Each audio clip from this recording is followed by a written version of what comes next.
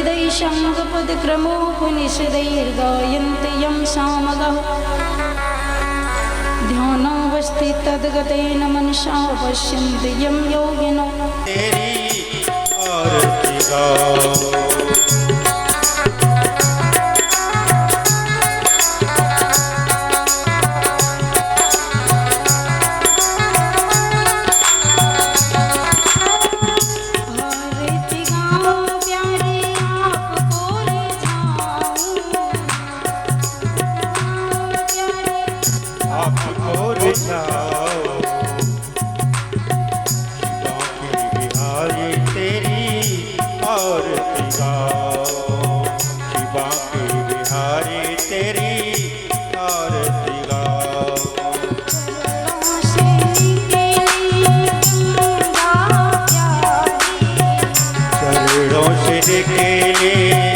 गंगा प्यारी चरणों से निकली गंगा प्यारी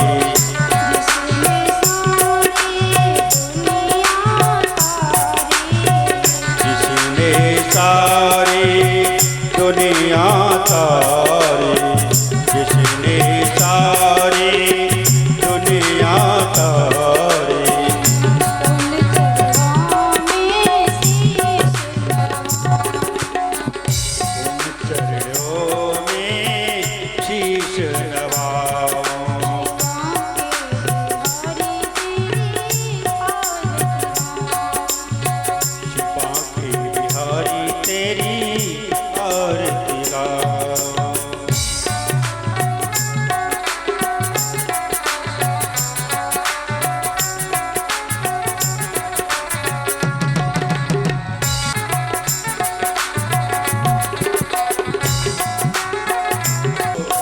हरिदास के प्यारे तुम हो मेरे मोहन जीवन धन हो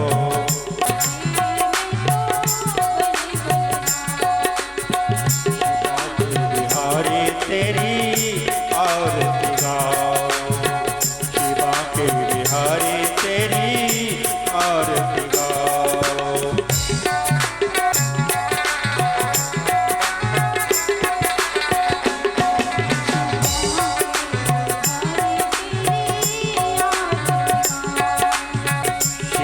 बिहारी तेरी आरती गाओ आरती गाओ प्यारे तुमको ले जाऊं आरती गाओ प्यारे तुमको ले जाऊं बाके बिहारी तेरे आरती गाओ शिवा के बिहारी तेरी आरती गाओ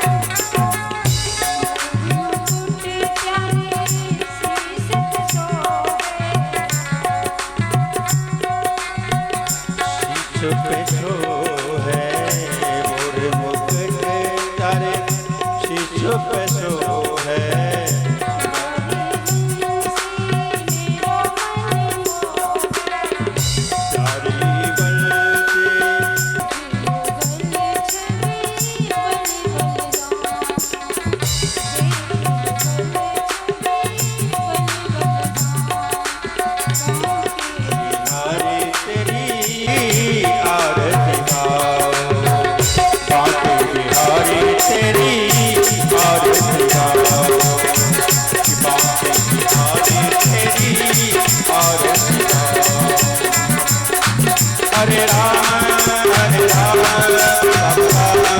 हरे हरे हरे कृष्णा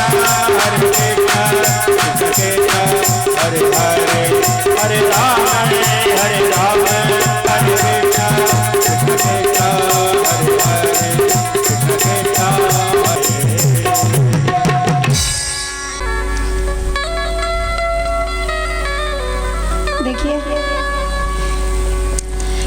कथा को सुनकर के पापी से पापी भी तर जाता है। इसका प्रमाण सूत जी शौनकादिक ऋषियों को देते हैं।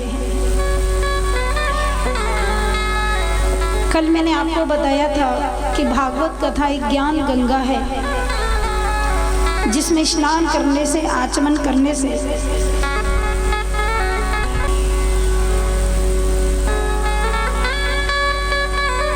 कल भी मैंने निवेदन किया था कि जितने छोटे छोटे बच्चे हैं वो आगे न बैठें। आज भी छोटे छोटे सब बच्चे सोफे पे बैठे हुए हैं, और ये तो बच्चे हैं, मन किया तब तक बैठेंगे, मन किया तो उदम भी करेंगे। इसलिए इसको स्थगित कर दिया है। लेकिन जो भी कथा आप 2 घंटे के बाद आप लोग हमारे YouTube चैनल पर देख सकते हैं।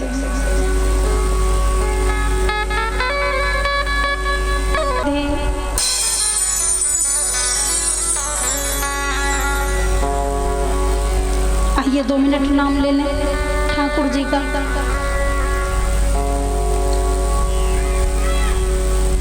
गोविंद चले आओ, गोपाल चले आओ, चले आओ, गोपाल चले आओ, गोविंद चले आओ, गोपाल चले आओ।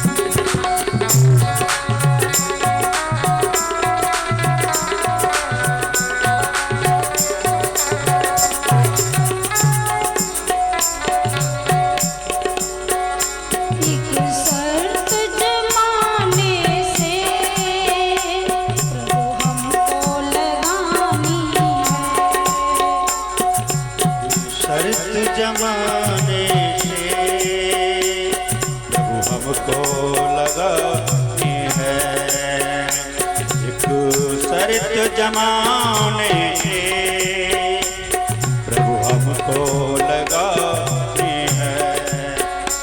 एक शर्त जमाने से प्रभु हमको लगानी है। एक शर्त जमाने से प्रभु हमको लगानी है।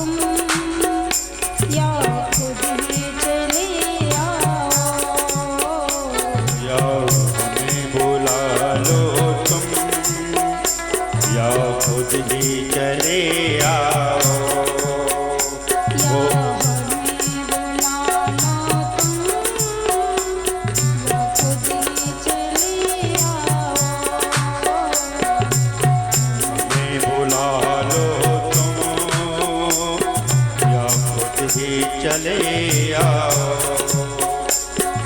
मुरलीधर माधव हे मुरलीधर माधव मदलाल चले आओ। गोविंद चले आओ, गोपाल चले आओ, गोविंद चले आओ, गोपाल चले आओ।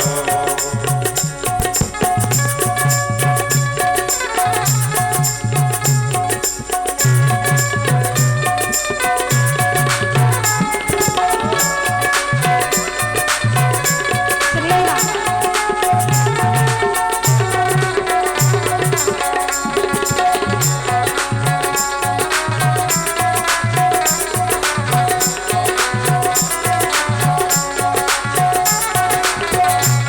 राधे। सभी वाले तालियां बजाते हैं।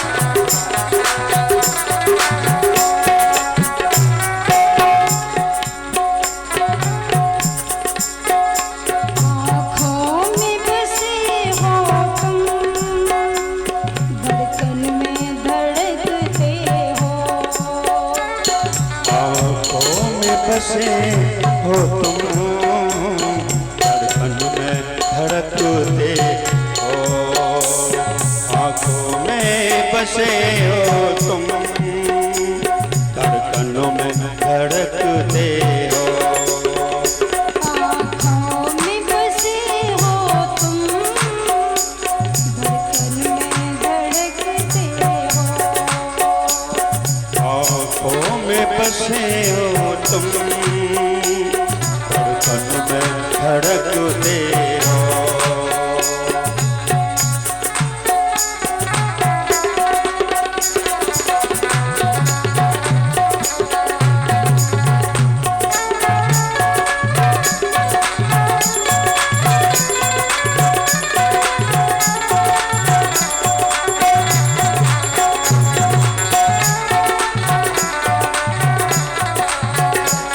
आँखों में बसे हो तुम, धड़कन में धड़कते हो।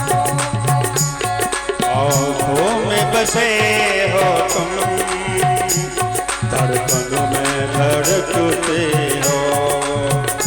कुछ ऐसा करो मोहन, स्वामी में समा जाओ।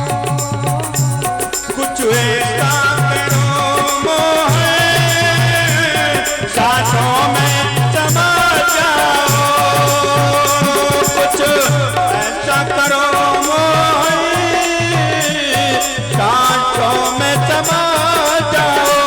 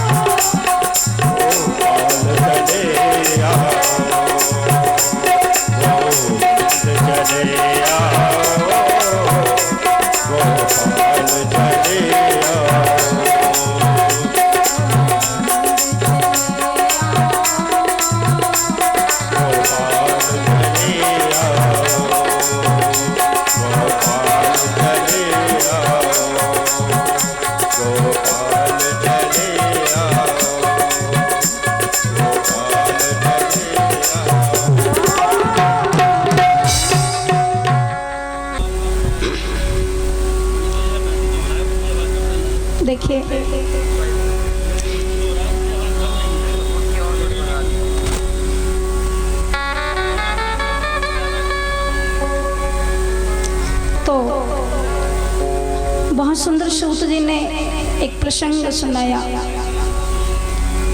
आत्मदेव पुरे तस्मन् सर्ववेद विशारद। एक ब्राह्मण रहते हैं तुंगभद्रा नदी के किनारे।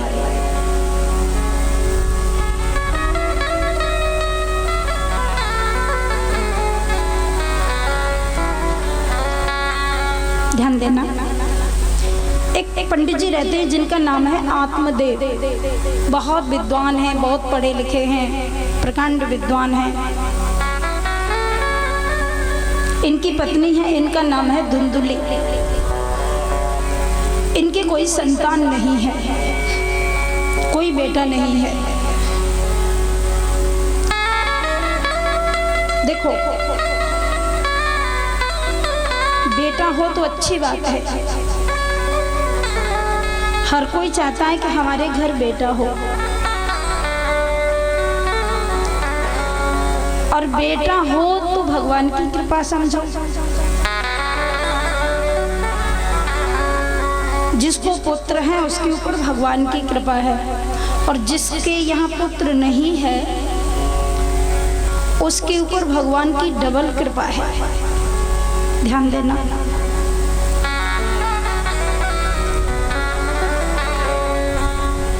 पुत्र करता क्या है? सब लोग बेटों के लिए मरते हैं। जिसको बेटा नहीं वो चाहता है मुझे बेटा हो। परंतु मैं कहती हूँ, यदि बेटा अच्छा न हो, संस्कारवान न हो, माता पिता की आज्ञा का पालन करने वाला न हो, तो बेटा नहीं, बिटिया अच्छी है, बिटिया होनी चाहिए।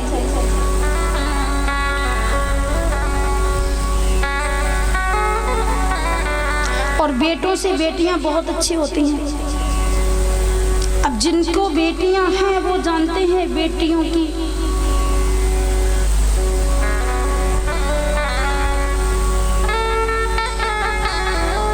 कद्र कौन करता है? जिनको बेटियां हैं। जिनको है ही नहीं वो क्या जाने। तो बेटी होना बहुत जरूरी है।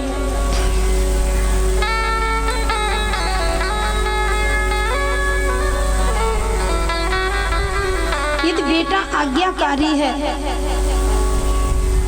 तो समझो भगवान की कृपा है। और यदि बेटा आज्ञाकारी नहीं है, माता पिता की बात मानता नहीं, उसमें कोई अच्छे गुण है नहीं, तो ऐसे बेटे से क्या लाभ है?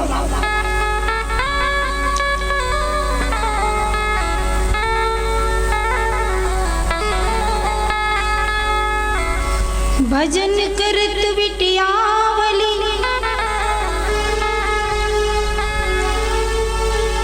और बिना भजन नहीं पूत। सबरी की मुक्ति भई, और धुंधकारी भय भूत।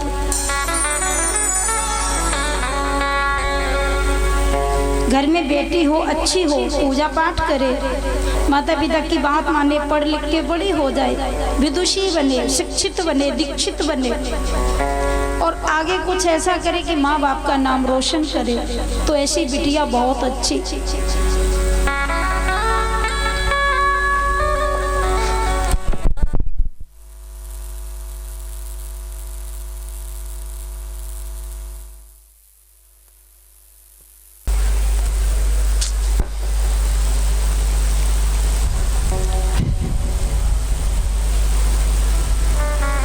तो मैं कहाँ निवेदन कर रही थी आपको? जय जय श्री राधे। भजन करत बिटिया भली, बिना भजन नहीं पूत। सबरी की मुक्ति भई, और धुंधकारी भय भूत। बेटी अच्छी, बहुत अच्छी। और देखो, हर घर में बेटी होनी चाहिए। मैं कहती हूँ यदि आपके 2 बेटे हैं तो 2 बेटी होनी चाहिए। आपके घर में 4 बेटे हैं तो 4 बेटी होनी चाहिए। 1 बेटा है तो 1 बेटी होनी चाहिए।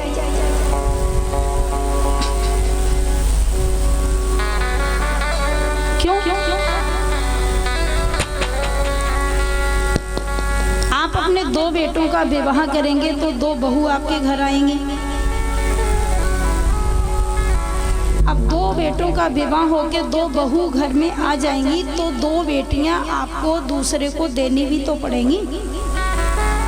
और यदि आप 2 बेटियां देंगे तभी आप उसके ऋण से मुक्त होंगे।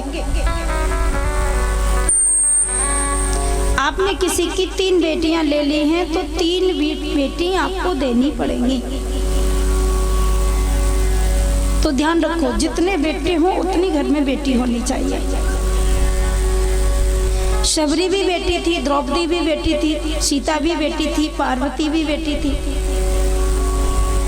तो बड़ी बड़ी देवियां हमारे भारतवर्ष की, बड़ी सुंदर सुंदर सती साध्वियां, जिन्होंने माँ बाप का नाम रोशन किया, जिन्होंने समाज में भारतीय संस्कृति को स्थापित किया, विकृति को नष्ट किया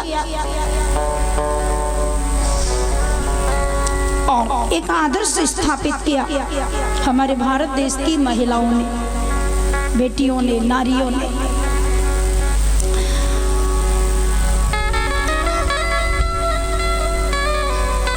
तो जिसके घर में बेटा है उसके ऊपर भगवान की कृपा है, पर जिसके घर में बेटा नहीं है उसके ऊपर भगवान की विशेष कृपा है। ध्यान रखना।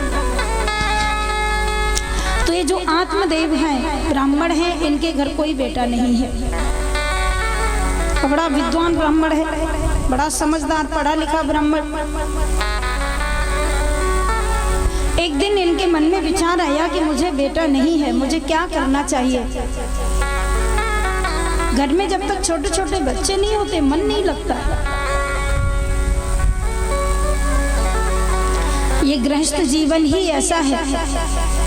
गृहस्थ लोग चाहते हैं कि हमारे घर के आंगन में बच्चों की तोतली बोलने की किलकारी जब तक न सुनाई दे तब तक सब बेकार है। तो ब्राह्मण ने सोचा कि मुझे तो पुत्र पैदा नहीं हुआ, मैं एक गाय लेके आऊं तो कम से कम गाय को तो कोई बच्चा बच्चिया पैदा होगा, उसी को प्रेम करूंगा। एक गाय खरीद के लाए और गाय माता को घर पे रखा। खूब सेवा करी ब्राह्मण ने, समय से चारा दिया, भूसा दिया, पानी दिया, सेवा खूब की। उसको भी कोई बच्चा बच्चिया पैदा नहीं हुआ।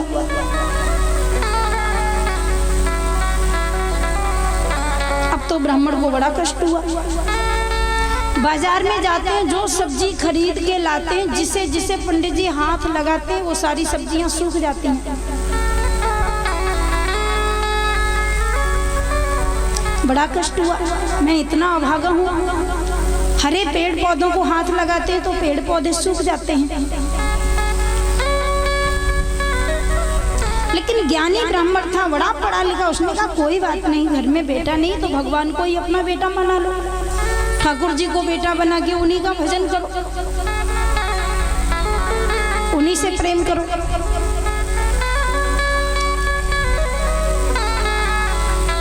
लेकिन जो पंडित जी के पड़ोस में लोग रहते थे, देखिए पड़ोसी भी भाग्य से मिलता है। कुछ पड़ोसी तो ऐसे होते हैं जो तुम्हारे सुख से सुखी होते हैं, और कुछ पड़ोसी ऐसे होते हैं वो जब तक तुम्हें जड़ से उखाड़ के नहीं फेंक देंगे तब तक चैन से रोटी नहीं खाएंगे, उन्हें नींद नहीं आएगी। कुछ पड़ोसी ऐसे भी तो होते हैं। इसलिए भगवान की विशेष कृपा से पड़ोसी मिलते हैं। एक पड़ोसी ने पंडित जी से कहा, आत्मदेव से, आपके कोई बेटा नहीं है?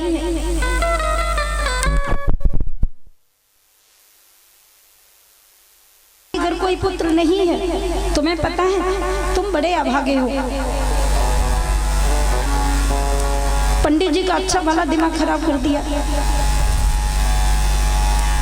बहुत से लोग ऐसे होते हैं। मेरे भाई बहन, आपको पता है बेटा क्या करता है?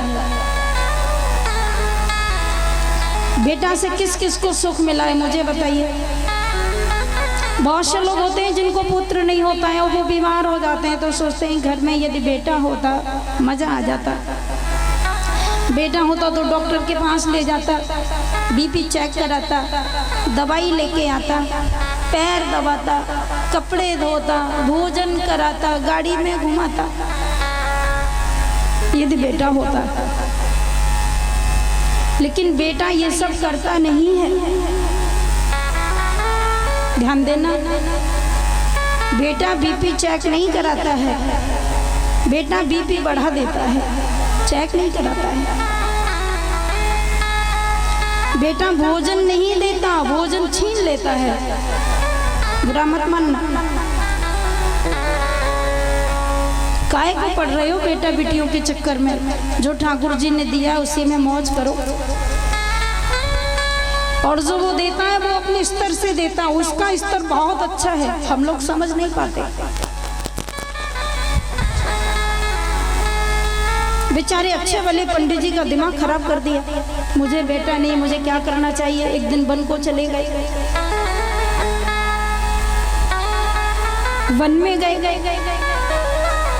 और वन में जाके सोचने लगे कि आज शाम तक मुझे कोई संत मिल जाए, संत मुझे कोई आशीर्वाद दे दे कि मुझे बेटा पैदा होगा। और यदि किसी संत ने मुझे आशीर्वाद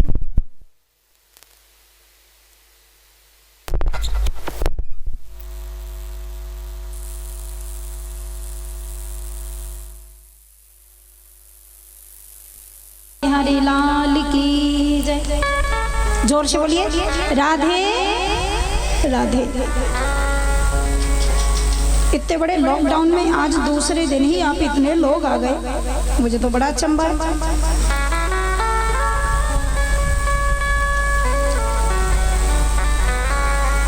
बहुत अच्छे हैं आप लोग और जरूर आइए। और देखिए कल तो कथा का प्रारंभ ही हुआ था, कलश यात्रा थी और सब कुछ देर में बहुत विलम्ब से हुआ, लेकिन आज तो आपको भरपूर आनंद मिलेगा। और 7 दिन तक 25 तारीख तक यहाँ कथा होगी और 26 तारीख को, अब 26 तारीख को लॉकडाउन हो गया तो शर्मा जी के सारे पुआ बच जाएंगे। ठाकुर जी से प्रार्थना करो 26 को लॉकडाउन नहीं होना चाहिए, नहीं तो इनका करा कराया सब रह जाएगा पूरा।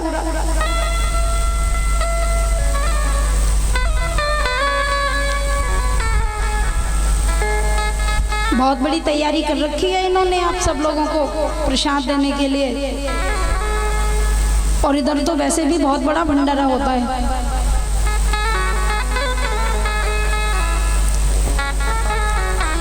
तो 7 दिन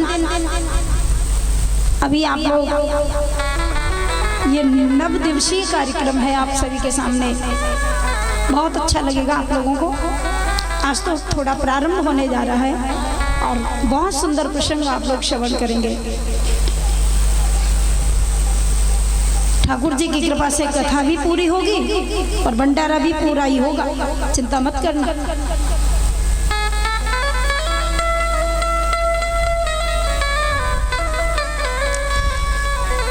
आप लोगों को एक ऐसा मंत्र दे दूंगी, कोरोना आपके पास नहीं आएगा।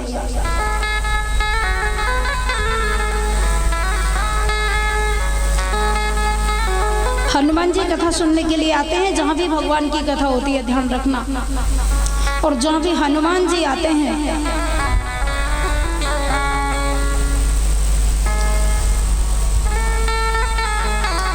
तो भूत पिशाच निकट नहीं आवे, महावीर जब नाम सुनावे। जहाँ हनुमान जी होते हैं वहाँ भूत पिशाच कोरोना कुछ नहीं आता है, ध्यान रखना।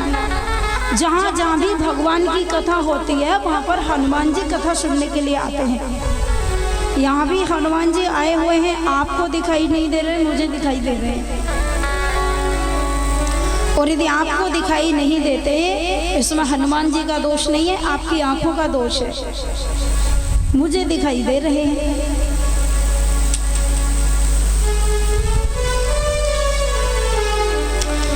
पूजा में यदि मन नहीं तो ध्यान क्या करे, तेरी आंखें कर न सके दीदार को, तो हनुमान क्या करे। जहां जहां भगवान की कथा होती है, हनुमान जी आते हैं। और देखिए, जब भगवान के ऊपर संकट आया, तब भी भगवान के संकट को भी हनुमान जी ने हटाया। वो प्रसंग आप लोग आगे श्रवण करेंगे। क्यों? हनुमान जी रसिया है, पर कौन से रसिया हैं? बोले नाचने वाले नहीं, गाने वाले नहीं। जब हनुमान जी को तुलसीदास जी ने रसिया बता दिया, तो कुछ लोगों ने इस पर बड़ी प्रश्न किए। बोले बाबा, रसिया तो वो है जो नाचता है, जो रास करता है। हनुमान तो बाल ब्रह्मचारी हैं, आपने उनको रसिया क्यों बता दिया? तो तुलसीदास बाबा ने लिखा कि वो नाचने वाला रसिया नहीं है। कौन है?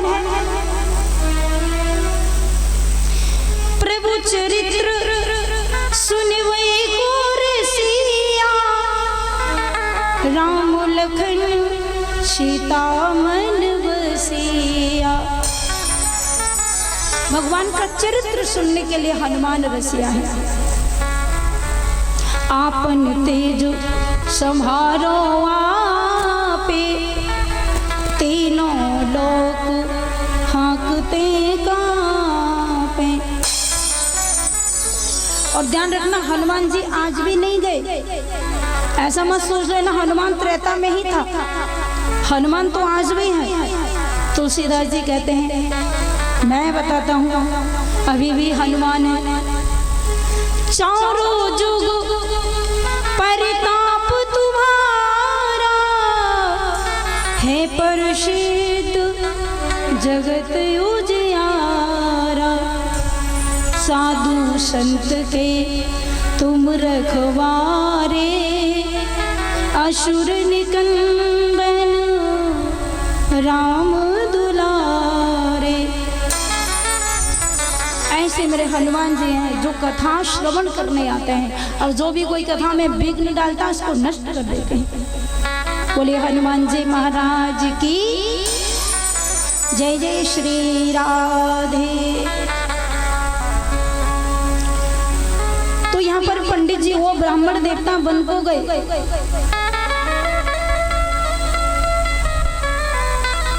और उन्होंने सोचा कि शाम तक मुझे कोई ऐसे संत का दर्शन हो जाए, जिस काम को भगवान भी नहीं कर सकते उसे संत कर देते हैं। तो मैं कोई संत मुझे आशीर्वाद दे दे कि मेरे घर पुत्र पैदा हो जाए। और यदि किसी संत का मुझे शाम तक दर्शन नहीं हुआ, तो मैं अपने प्राण दे दूंगा। लकड़ियों में आग लगाकर चिता बनाकर उसमें भस्म हो जाऊंगा।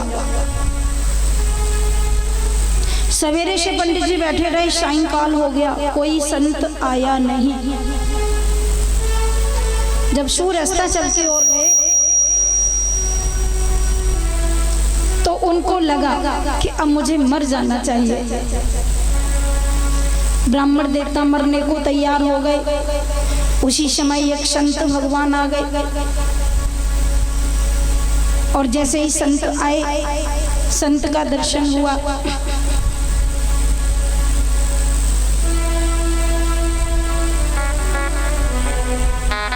संत के चरणों में प्रणाम किया। संत के चरणों में प्रणाम किया। संत ने पूछा, क्या बात है भैया, इतनी बड़ी आग जलाई है, क्यों भंडारा बना रहे हो क्या? उन ब्राह्मण से पूछा कि आप आग जला रहे हैं, क्या भंडारा बनाना चाह रहे हैं आप? तो 2 टिक्कर हमें भी दे देना। उन ब्राह्मण देवता ने कहा बाबा मैं भंडारा नहीं बना रहा, मैं मरने जा रहा हूँ। बोले भले आदमी मरने क्यों जा रहा है?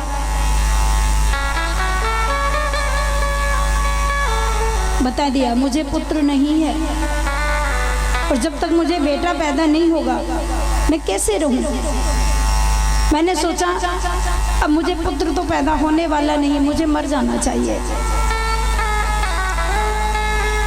दिग्जीवितं प्रजाहीनं दिग्रहं च प्रजा विना दिग्धनं चानपत्यस्य दिक्कुलं संततिर्विना। उन ब्राह्मण ने कहा महाराज हमारे यहाँ बहुत धन है, बहुत सब कुछ है, भगवान ने संपत्ति बहुत दी है पर संतान नहीं दी, और यदि संतान नहीं है तो इस संपत्ति का क्या होगा। मुझे लगता है कि मुझे मर जाना चाहिए। संत ने उसे समझाया ब्राह्मण को। संत ने कहा भैया तू क्यों बेटा बिटिया के चक्कर में पड़ रहा है, तू भगवान का भजन कर। अरे भगवान ने दिया तो अच्छा, नहीं दिया तो भी अच्छा। उन ब्राह्मण ने कहा आप ठहरे बाबा जी, आपको क्या पता, हमें पूछो संतान का कितना सुख मिलता है। आप ये बताइए कि हमारे भाग्य में संतान है कि नहीं है।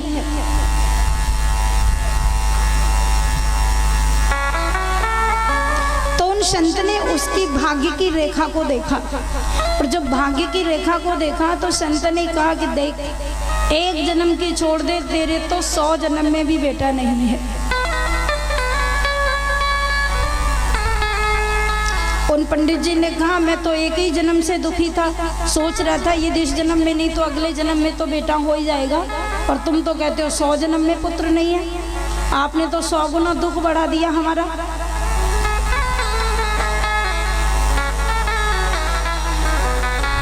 ब्राह्मण ने कहा फिर मुझे जिंदा नहीं रहना चाहिए, मर जाना चाहिए। संत ने कहा यदि मर जाओगे तो क्या कर लोगे, मर जाओ, जब बेटा नहीं है तो नहीं है। ह्री मुंचाद कुटुंबाशं सन्यासे सर्वथा सुखम। उन संत ने कहा कि देखो सगर के 60,000 पुत्र थे, राजा सगर के 60,000 पुत्र थे, और 60,000 पुत्रों से कोई सुख मिला उन्हें? कोई सुख नहीं मिला। अरे ब्राह्मण पुत्र कुछ नहीं करता है, सेवा नहीं करता, पुत्र एक ही काम करता है। बोले क्या करता है? संत ने कहा बाप के मरने के बाद बाप के सर को लठ से फोड़कर 1 लोटा घी डालकर उसमें आग लगा देता है, और पुत्र कुछ नहीं करता। और यदि यही काम करवाना तो ये तो कोई पड़ोसी भी कर देगा। क्यों हैरान हो रहा है पुत्र के लिए? बहुत समझाया।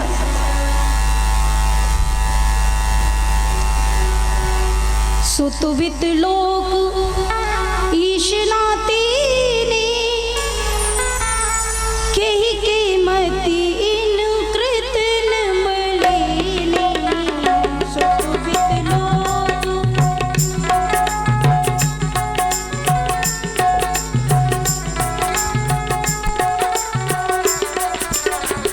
यह सब माया कर परिवारा प्रबल अमित को बरने पारा।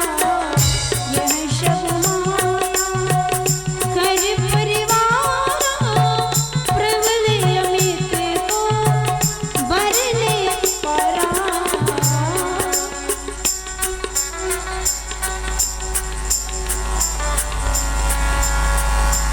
भगवान वो संत ने ब्राह्मण को समझाया छोड़ो पुत्र का मोह।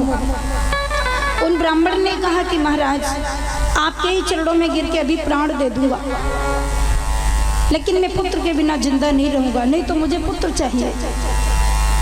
संत ने सोचा मेरे चरणों में गिर के प्राण दे देगा, मुझे और पाप लग जाएगा। बहुत समझाया, जब कुछ नहीं माना तो संत को दया आ गई, अपने थैले में से एक फल लिया और उसको दे दिया और कहा जाओ, इदं भक्षये पत्न्यां त्वं ततः पुत्रो भविष्यति। अपनी पत्नी को खिला देना, तुम्हारे पुत्र पैदा हो। ब्राह्मण बड़े प्रसन्न हुए, इस फल को लेकर आए, दौड़ कर आए, अपनी पत्नी धुंधुली को कहा, देवी जी देखो देखो ठाकुर जी की कृपा हो गई, मैं बन को गया, एक संत ने मुझे फल दे दिया, तुम इस फल को खाओगी? ये फल तुम खा लेना। अब जो धुंधुली थी वो पति के बिल्कुल प्रतिकूल चलती थी, पति की बात नहीं मानती थी।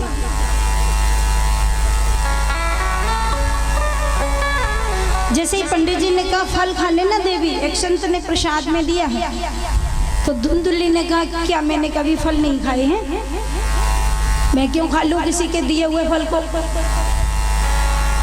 पंडित जी ने कहा रे ऐसा फल नहीं है, पुत्र पैदा होगा। पंडितानी ने सोचा कभी कभी हम दोनों की खटपट हो जाती है, लड़ाई भी हो जाती है, मुझे लगता है किसी बाबा से जादू टोना करवा के लाया है, और यदि मैंने खा लिया कहीं कुछ गड़बड़ हो गया तो क्या होगा, मुझे नहीं खाना।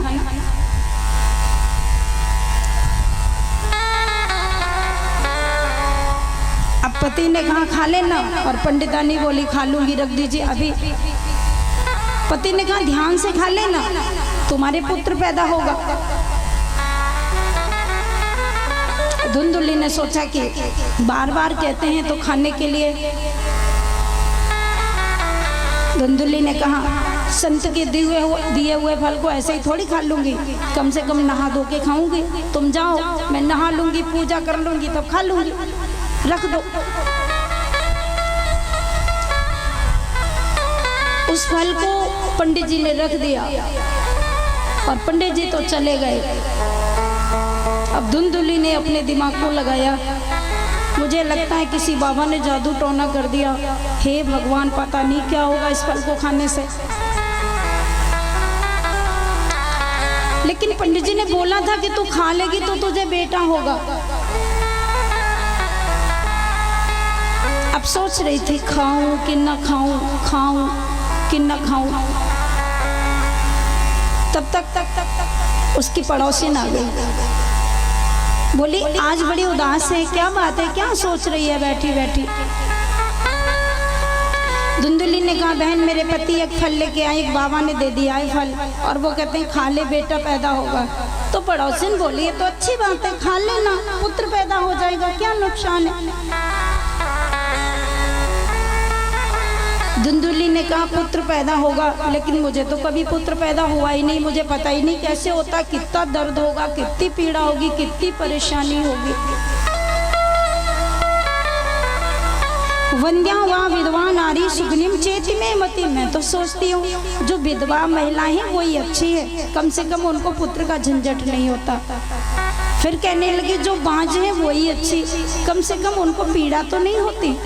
ऐसी बार बार तर्क करने लगी। पड़ोसिन बोली तुझे पुत्र पैदा होगा तो अच्छी बात है। तो धुंधुली ने कहा यदि मुझे पुत्र पैदा होगा और यदि मेरे गर्भ में कहीं पुत्र आ गया तो एक बात है, क्या? बोले कहीं गांव में आग लग जाए सब भाग जाएंगे, मेरे गर्भ में पुत्र होगा इसलिए मैं तो भाग भी नहीं पाऊंगी, और मैं भाग नहीं पाऊंगी तो मैं तो जल के ही मर जाऊंगी।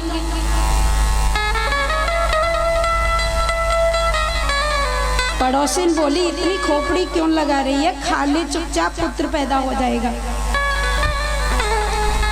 अब धुंधुली बोली ठीक है, जब मुझे पुत्र पैदा होगा तो मैं कुछ काम भी नहीं कर पाऊंगी, मेरे घर का काम कौन करेगा, सब काम पड़ा रह जाएगा। पड़ोसन ने कहा देख जब तुझे पुत्र पैदा होगा तो तुझे ननद तो वैसे भी बुलानी पड़ेगी, क्योंकि भतीजा होगा तो बुआ को कुछ देना लेना भी पड़ेगा। तो इससे तो अच्छा यही है 4-6 महीने पहले ही बुला लेना, काम धंधा तब भी करती रहेगी, पुत्र पैदा हो जाएगा तो कुछ दे दिवा देना। तो तो सबसे बड़ी तो अच्छी बात यही है कि उसको 4-5 महीने पहले ही बुला लेना, काम तब भी करवा लेना कुछ। और जैसे उसने ननद का नाम लिया, सोई धुंधुली ने कहा ननद का नाम मत लेना, चोटी नंबर 1 थी, जब भी आती है घर को साफ करके जाती है, कुछ भी नहीं छोड़ती है, घर में साफ ले जाती है।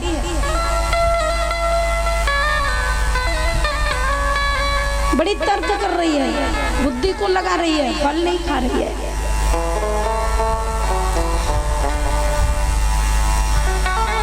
और बस जब इतना उसने दिमाग लगाया, उसी समय धुंधुली की बहन आ गई और उसने धुंधुली से पूछा क्या बात है। उसकी बहन ने पूछा तुझे क्या परेशानी है, तो उसने सारी परेशानी बता दी। तो धुंधुली की बहन ने कहा तू फल मत खा, एक काम कर, तुझे पुत्र चाहिए ना, मुझे तो 9 बेटे हो गए, 10वां होने वाला है, लेकिन घर में खाने को रोटियां है नहीं, और तेरे घर में इतना धन है, सब कुछ भरा है, लेकिन तेरे यहाँ कोई खाने वाला नहीं। मेरे यहाँ खाने वाले बहुत हैं तो खाने को कुछ नहीं है, और तेरे यहाँ खाने को सब कुछ है तो खाने वाला नहीं है। तू एक काम करना, तू फल मत खा और जरा देख भी तो ले, ये बाबा का दिया हुआ फल, इसमें कुछ जादू टोना है भी कि झूठा ही है। तेरी गाय को भी तो बच्चा बच्चिया पैदा नहीं होता, गाय को ही खिला देना, यदि सच्चा फल होगा तो गाय को भी कोई बच्चा पैदा होगा। हाँ हाँ, ये बात तो सही है। अब तो धुंधुली ने इसी प्रस्ताव को मान लिया और वह फल गाय को खिला दिया।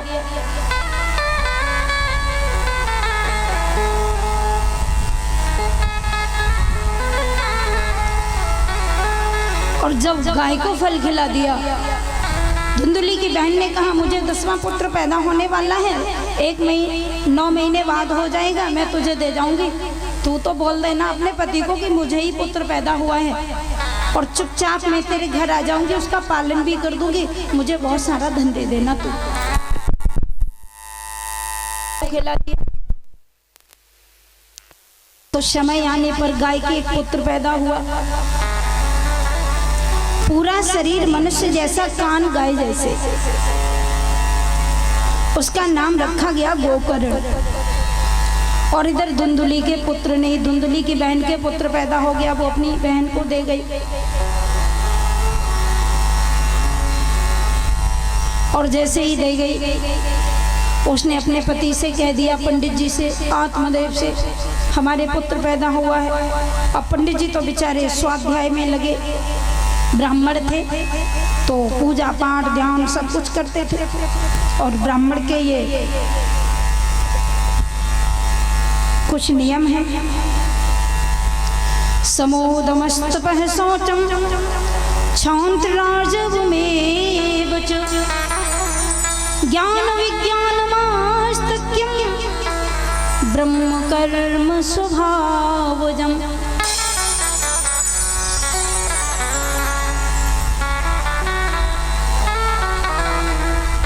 तो वह ब्राह्मण खूब पूजा पाठ करते हैं। ब्राह्मण को पता चला कि मेरे घर पुत्र पैदा हुआ है। धुंधुली ने कह दिया मुझे पुत्र पैदा हुआ है। ब्राह्मण बड़े प्रसन्न हुए। उन पंडित जी ने अच्छे अच्छे ब्राह्मणों को बुलाया, अच्छे अच्छे ब्राह्मणों को बुला करके दान देने लगे, दक्षिणा देने लगे, और पुत्र के सारे जो भी जात कर्म संस्कार सब करवाए। बड़े प्रसन्न हुए, ब्राह्मणों से आशीर्वाद लिया, भगवान की कृपा से हमारे घर पुत्र रत्न पैदा हुआ है। पंडित जी को बुला करके कहा आप इसका नामकरण संस्कार करिए, इसका नाम रखिए।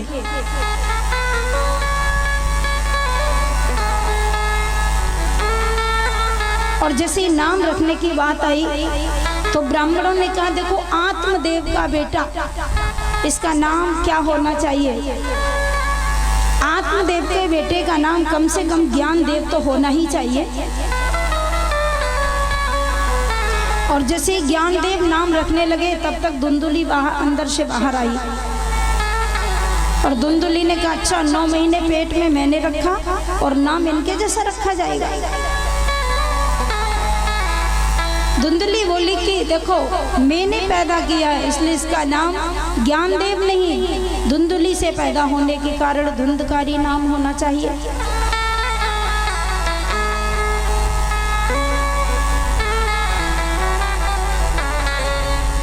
तो नाम धुंधकारी पड़ गया।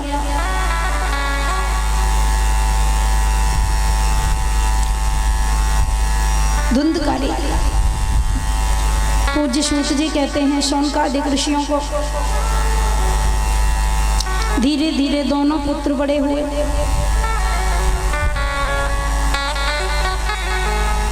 अब जैसे दोनों पुत्र बड़े हुए, देखो बच्चों में अच्छे संस्कार डालने चाहिए, ध्यान देना। जैसे ही 5-6 वर्ष का बच्चा हो, बाल्यावस्था में ही उसको सुंदर संस्कार देने चाहिए। प्रातः काल बच्चों को जल्दी जगाने की आदत, जल्दी जगने की आदत डालनी चाहिए। तो जो धुंधली के पैदा हुआ है, धुंधकारी, जो उसकी बहन के पैदा हुआ,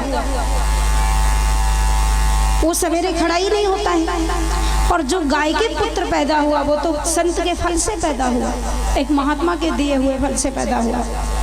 इसलिए वो गोकर्ण जी गोपुत्र हैं, वो प्रातः काल उठते हैं, माता पिता को प्रणाम करते हैं, स्नान करते हैं, गायत्री मंत्र का जप करते हैं, ध्यान करते हैं, पूजा पाठ बहुत करते हैं।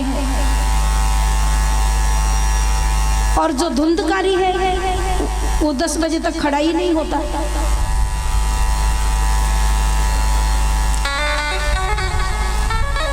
अब देखिए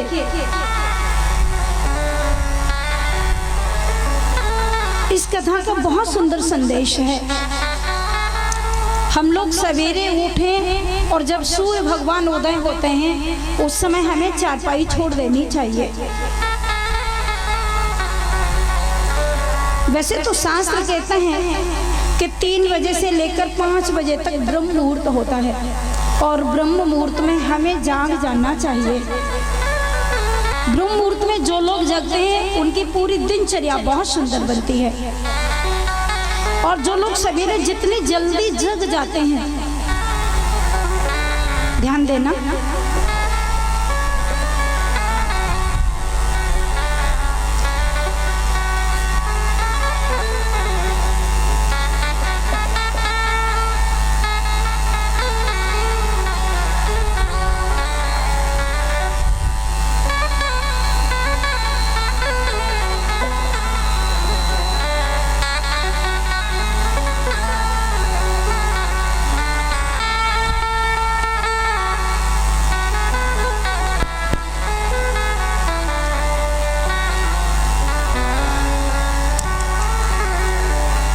किसी सज्जन ने प्रश्न किया है ब्राह्मण के क्या कर्म है?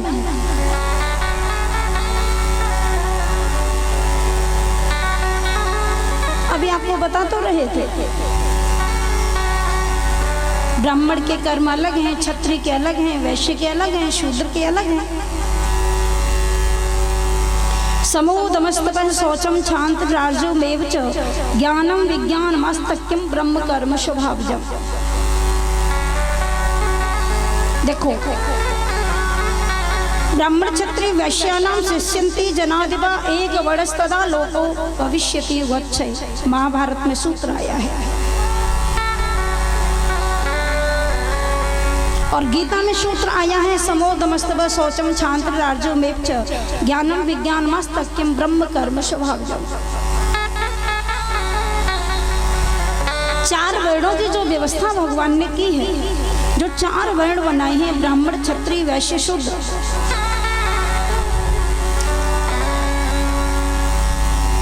तो ब्राह्मण को क्या करना चाहिए? ब्राह्मण के अंदर जो उसका ब्राह्मणत्व है, ध्यान देना, एक सूत्र आया है ना हम हलाहलम वन्य विषम यस्य प्रतिक्रिया ब्रह्मस्वम ही विषम प्रोक्तम नास्ति प्रतिविदुर्बोधि। ध्यान से सुनते जाइए। एक सूत्र आया है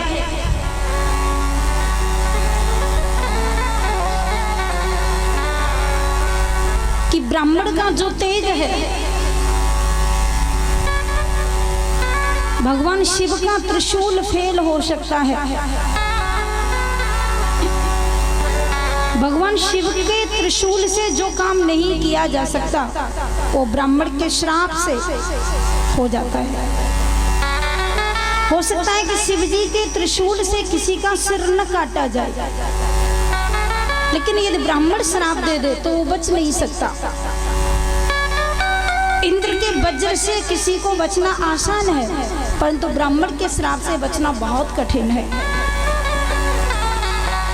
भगवान श्री नारायण कहते हैं कि मेरे चक्र से बचना आसान है, ब्राह्मण के श्राप से बचना बहुत कठिन है। और नाहम हलाहलम मन्ये विषम यस्य प्रतिक्रिया। कोई व्यक्ति विष पी ले और विष पीने के बाद यदि वो समय से डॉक्टर पर पहुंच जाए तो उसकी दवाई हो सकती है और वो ठीक हो सकता है।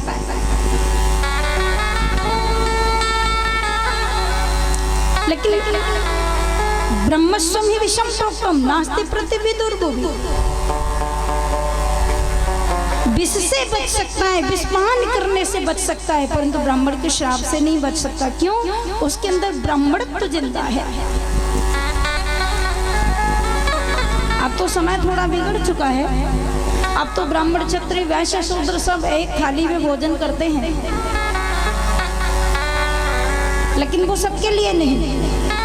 जिन्होंने 9 प्रकार के गुणों को अपनाया है,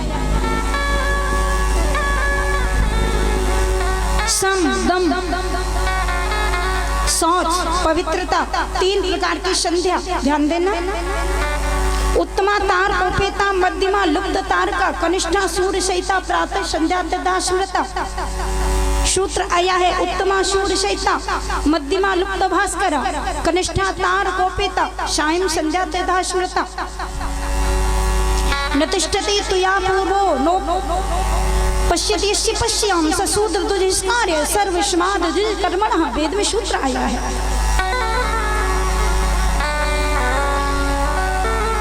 जिसने किया है इंद्रियों का दमन। देखो, ब्राह्मण को बहुत संभलने की जरूरत है। क्यों?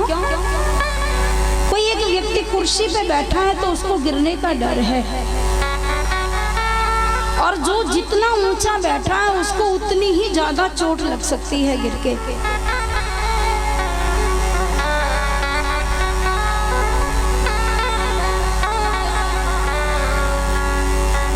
लेकिन जो नीचे पड़ा है उसको क्या चोट लगेगी? तो ब्राह्मण का स्थान है वो उच्चतम स्थान है, बहुत ऊंचा स्थान है। इसलिए जो नियम है, जो संयम है, जो ध्यान धारणा योग, जो साष्टांग योग, जो अष्टांग योग गीता में भगवान ने आदेश किया है,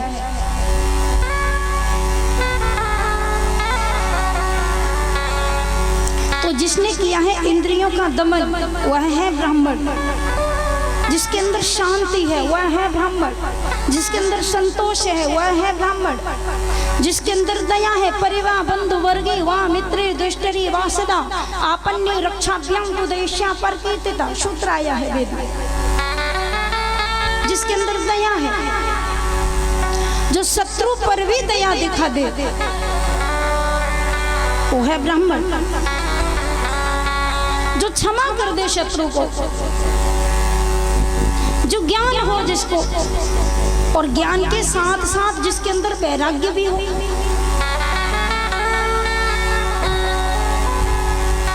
जो दूसरों को ज्ञान दे पर जीवन में खुद ज्ञान न उतारे, वो ब्राह्मण नहीं।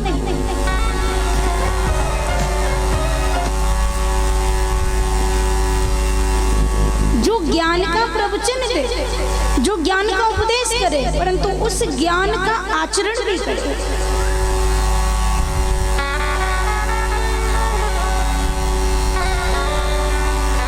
जिसके अंदर वैराग्य हो, जिसके अंदर दया हो, जो दान ले और समय पर दूसरों के हित के लिए, जीवों के कल्याण के लिए दान दे भी दे, जो विद्या दे और समय से विद्या को अर्जित करे, जो स्वाध्याय करे, 3 प्रकार की संध्या करे, जिसे 4 वेदों का ज्ञान हो, 6 शास्त्रों का ज्ञान हो, सभी पुराणों का ज्ञान हो, वही श्रेष्ठ ब्राह्मण है।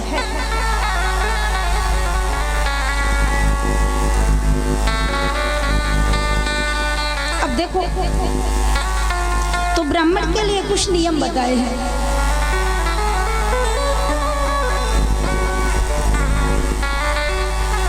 कुछ चीजें ऐसी होती हैं, यदि गृहस्थ व्यक्ति जो गृहस्थी आश्रम में रह रहा है और यदि गृहस्थ व्यक्ति अपनी पत्नी का त्याग कर दे तो वो दोष है। ध्यान देना, गृहस्थ व्यक्ति अपनी पत्नी का साथ छोड़ दे, उसका त्याग कर दे तो वो दोष है।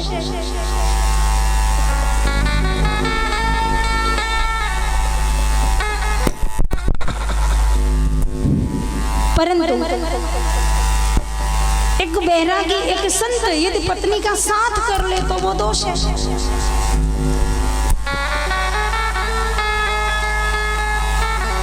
पत्नी का त्याग करना भी दोष है और स्त्री का साथ करना भी दोष है। किसके लिए? बोले गृहस्थ यदि स्त्री को छोड़ दे तो दोष है, और वैरागी विरक्त यदि स्त्री का साथ करे तो वो दोष है। तो कुछ चीजें ऐसी होती हैं, किसी के लिए दोष होता है, किसी के लिए गुण होता है। तो जो जितना ऊंचा होता है, जो जितना ऊंची गद्दी पर बैठता है, उसको उतना ही गिरने का डर रहता है, इसलिए उसको सावधान रहना चाहिए।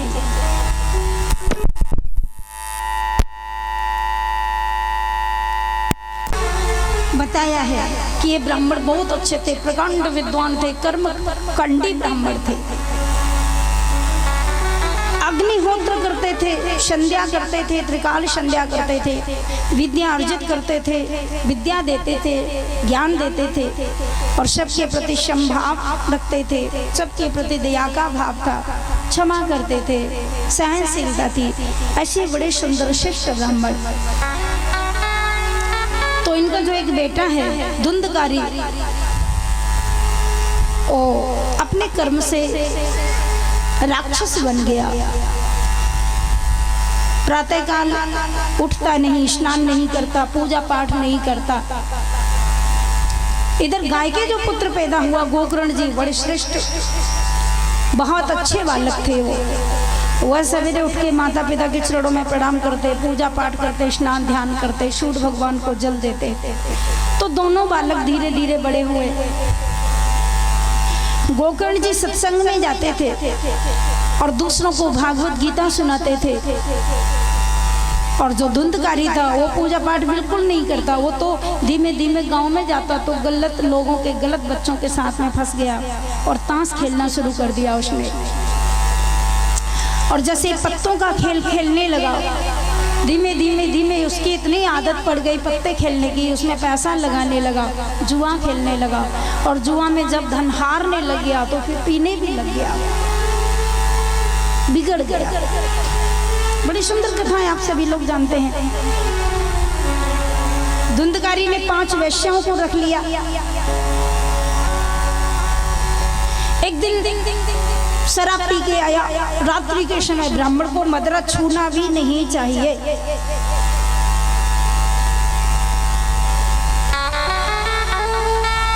और जैसे ही वो धुंधकारी मदिरा पी के आया तो उसके जो पिता थे आत्मदेव, उनको बड़ा कष्ट हुआ। उन्होंने उसको बहुत डांटा, बहुत फटकारा, और उसे ललकारते हुए पिताजी ने कहा कि एक ब्राह्मण का पुत्र होकर तू मदिरा पान करता है, तूने मेरे सुंदर आश्रम को नरक बना दिया, जहाँ वेदों के मंत्र उच्चारण किए जाते हैं, जहाँ स्वाहा स्वाहा कर के देवताओं को आहुतियां प्रदान की जाती हैं, और जहाँ भगवान का नाम दिन रात कीर्तन चलता है, स्वाध्याय चलता है, वहां पर तू शराब पी के आता है। बहुत कष्ट हुआ। एक दिन रात्रि के समय जब पीकर आया तो ब्राह्मण को बड़ा कष्ट हुआ और आत्मदेव जी रोने लगे।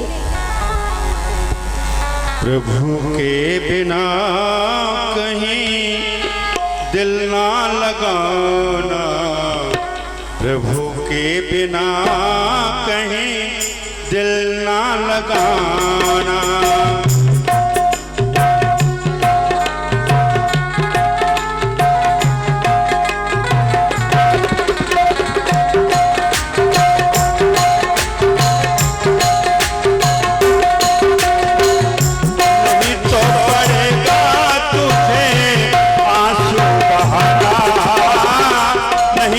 पड़ेगा तुझे आंसू बहाना, प्रभु के बिना कहीं दिल ना लगाना, प्रभु के बिना कहीं दिल ना लगाना।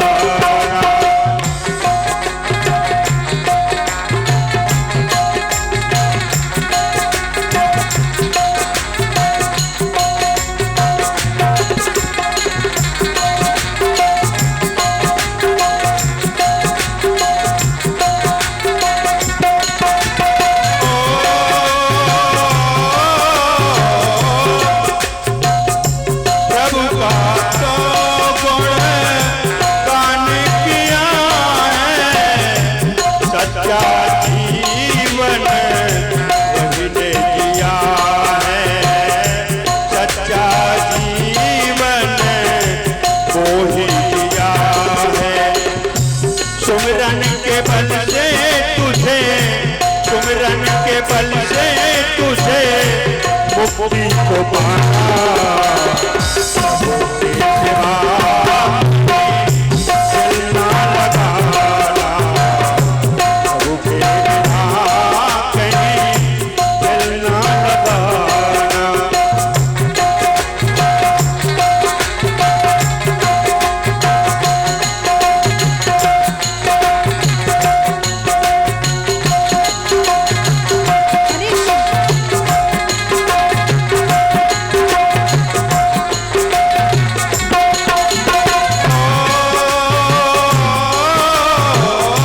बालापन गया आज जवा है, बीत गया अब समय कहाँ है, बीत गया अब समय कहाँ है।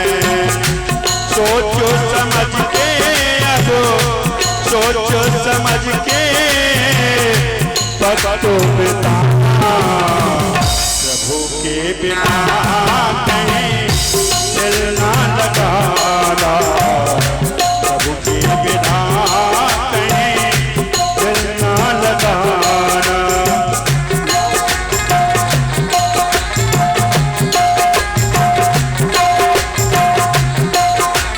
जय हो।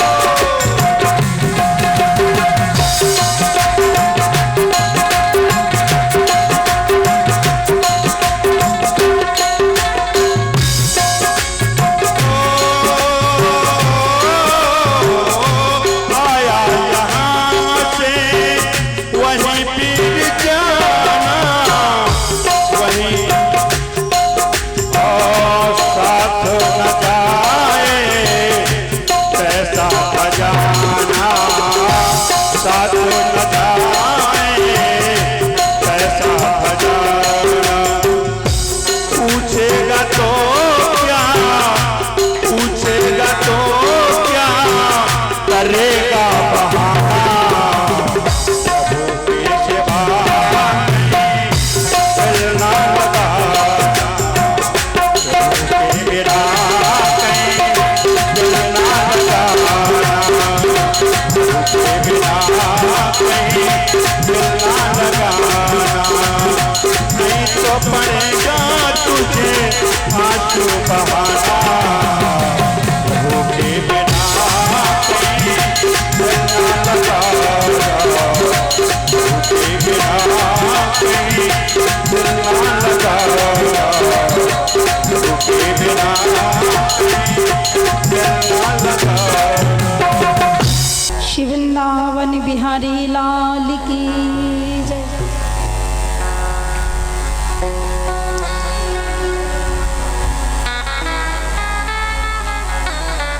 उत्तमा तारको पीता, मध्यमा लुप्त तारिका, कनिष्ठा षोडशयिता, प्रातः संध्या त्रिधा स्मृता।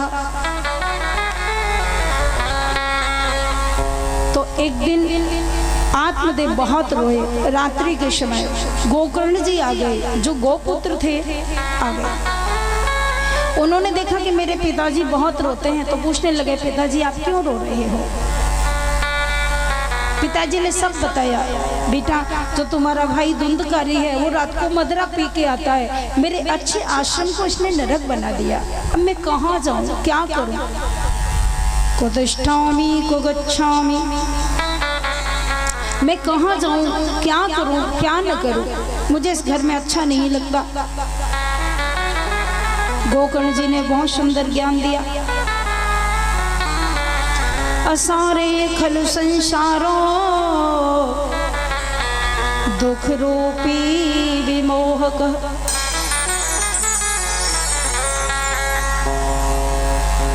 सुतै कस्य धनं कस्य नेहवं ज्वलते निशम।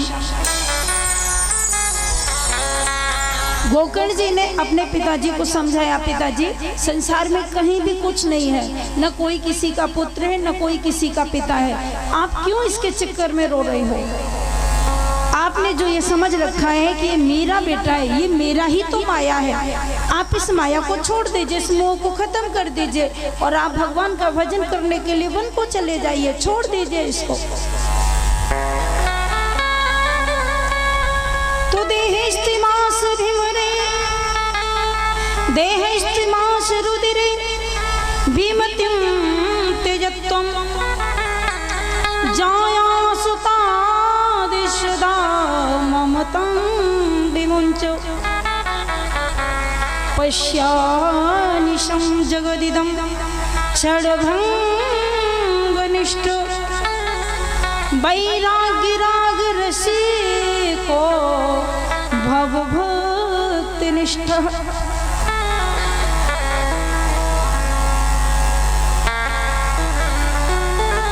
गोकर्ण जी ने बहुत सुंदर ज्ञान अपने पिता को दिया। ए पंच भौतिक शरीर है, छित जल पावक गगन शरीरा, पंच रचित है अधम शरीरा। हे पिताजी, हाड़ मांस रक्त से बना हुआ ये जो शरीर है, यदि इससे जीवन में लाभ न लिया जाए तो इसका मानव जन्म लेना ही बेकार हो जाएगा। और वो सबसे बड़ा लाभ क्या है? बोले सबसे बड़ा लाभ एक ही है, अयम ही परमो लाभ उत्तम श्लोक दर्शनम। सबसे बड़ा लाभ यही है कि भगवान का चिंतन हो, भगवान का दर्शन हो और मनुष्य शरीर लेकर के जिंदा रहते हुए ही मनुष्य मुक्ति को प्राप्त कर ले। इसलिए बहुत सुंदर ज्ञान दिया। देहेस्तिमाश रुदिरे भीमतिं तेजत्वं जाया सुतादिषु सदा ममतं विमुञ्च पश्यानिशं जगदिदं क्षणभङ्गनिष्ठ वैराग्यरागरसिको भवभक्तिनिष्ठः। पिताजी, अपनी इस माया की जंजीर को आप विवेक की वैराग्य की कैंची से काट दीजिए और वन में जाकर भगवान का भजन करिए। ऐसा ज्ञान दिया गोपुत्र गोकर्ण जी ने। आज महात्मदेव को ज्ञान हो गया। आत्मदेव जी ने घर को छोड़ दिया, वन को चले गए भगवान का भजन करने के लिए। श्री वृंदावन बिहारी लाल की जय हो। और यहाँ पर धुंधकारी रहता है, रोज जुआ खेलता है, रोज मदरा पी के आता है। मेरे भाई बहन, मदरा पीना बहुत बुरा, मदरा नहीं पीना चाहिए। और आजकल तो इतना चला है, अभी आप लोग जानते हैं, अभी आप सभी लोगों के सामने जो 15 तारीख को वोट पड़े थे, क्या हालत हुई थी। लोगों ने कितना पैसा बर्बाद कर दिया पीने में पिलाने में। मैं बार बार निवेदन करती हूँ, अरे विकास करो, विनाश क्यों कर रहे हो सबका? ये तो विनाश ही हो रहा है, विकास कहाँ हो रहा है? तो कुछ लोग जो पीते हैं, मैं उनको व्यासपीठ से कहना चाहती हूँ, इससे बहुत नुकसान है। जिसका नाम लेने से मुझे परेशानी होती है, मैं व्यासपीठ से यदि एक बार उसका नाम ले देती हूँ तो फिर मुझे लगता है कि मेरी जीवा अपवित्र हो गई। और जिसको लोग पीते चले जाते हैं, लेकिन जो पीने वाला होता है वो अच्छे लोगों को पागल बना देता है। कुछ लोग समझाने की कोशिश करते हैं तो उनको उल्टा पाठ पढ़ा देता है। मैंने कई लोगों को देखा है, बोलते हैं कि इसमें दोष क्या है, वो तो समुद्र से निकली है। और समुद्र से निकला कौन? अमृत भी तो निकला, वो तो अमृत की बहन है। अरे मैं निवेदन करना चाहती हूँ, समुद्र में से तो विष भी निकला था, उसको क्यों नहीं पी लेते हो? लेकिन ये सब क्या है? ये व्यसन है, ये वासना है, और ये हमारा आपका एक अमल है। इसलिए मैं बार बार व्यासपीठ से निवेदन करती हूँ, मदिरा पान करना बहुत बुरी बात है। और जो लोग पीते हैं उनके घरों में जाकर के देखो क्या हालत है। एक कोई आदमी जा रहा था, उसके सिर में दर्द हो रहा था, तो बेचारा एक दवाई गोली लेने जा रहा था। और जब एक सिर में दर्द होता है तो 1 रुपए की गोली आ जाती है, उससे सिर दर्द दूर हो जाता है। तो वो बेचारा भला इंसान वो दवाई लेने जा रहा, सामने एक पीने वाला मिल गया, पिए हुए था खूब कस के। उस पीने वाले ने उसको कहा कहाँ जा रहा है? बोले भैया टेबलेट लेने जा रहा हूँ। क्यों? बोले सिर में दर्द है। सिर में दर्द है तो उस पीने वाले ने कहा ये मैं तुझे दवाई दे दूं तो चलेगा? उसने कहा भैया क्या दवाई दोगे? उसने जाना कोई टेबलेट वगैरह पड़ी होगी। तो बोले दवाई तो लेने ही मैं जा रहा हूँ। बोले उस दवाई से नहीं जाएगा, मैं तुझे बताऊं तेरा सर दर्द बिल्कुल चला जाएगा, बिल्कुल नहीं बचेगा। तो उसने कहा भैया कौन सी दवाई है? तो उसने निकाल के पौआ दे दिया। उसने कहा इससे सिर दर्द चला जाएगा?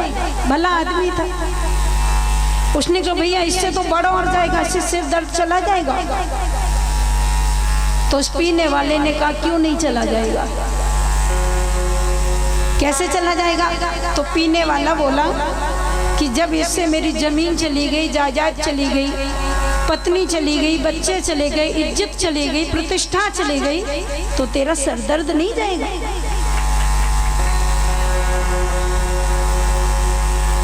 पीने वाले ऐसे ही होते हैं, ऐसा उल्टा पाठ पढ़ा देते हैं। लेकिन मैं व्यासपीठ से बार बार निवेदन करती हूँ, इसको छूना भी दोष है।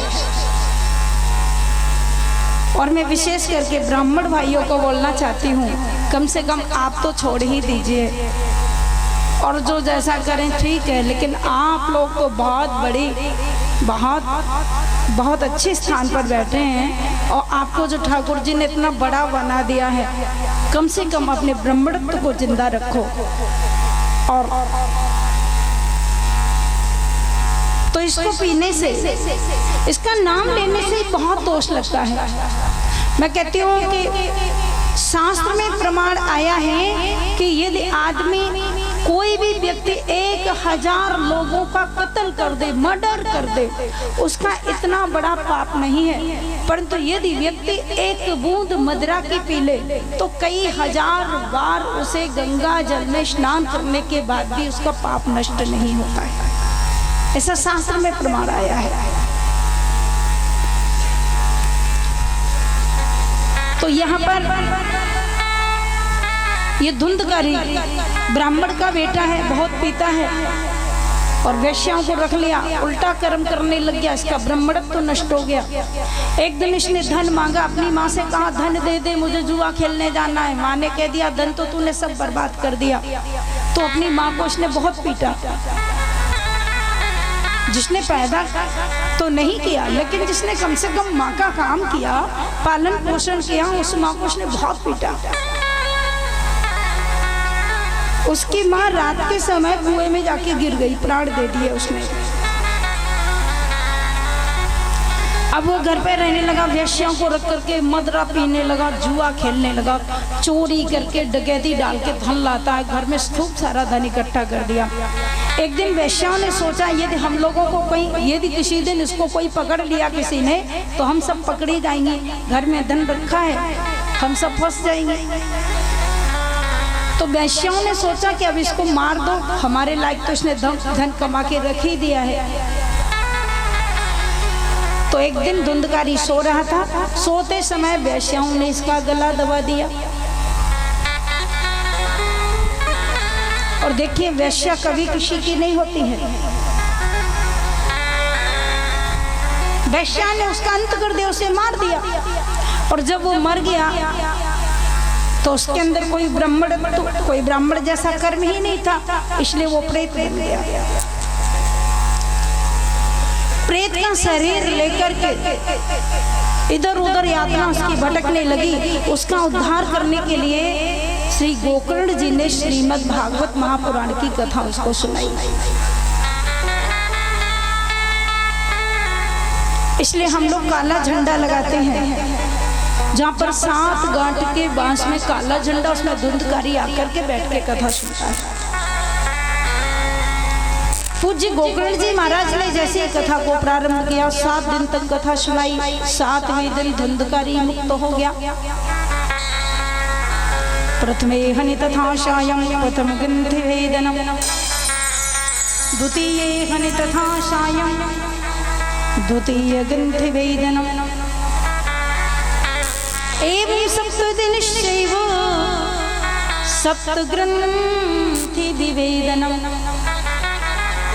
7वें दिन उसकी 7 गांठ फट जाती हैं बांस की, उसमें से 4 भुजा लेकर के धुंधकारी प्रकट हो जाता है। दिव्य भगवान के रूप को लेकर प्रकट हुआ, भगवान का विमान आया, उसमें बैठ गया, भगवान के धाम को चला गया। श्री वृंदावन बिहारी लाल की।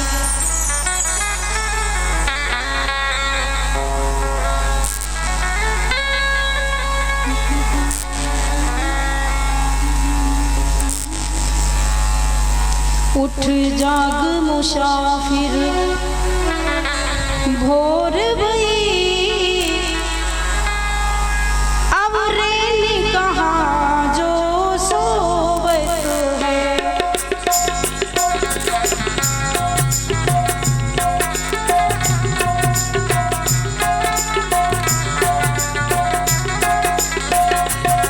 उठ जाग मुसाफिर भोर भई, अब रहने कहाँ जो सोवत है।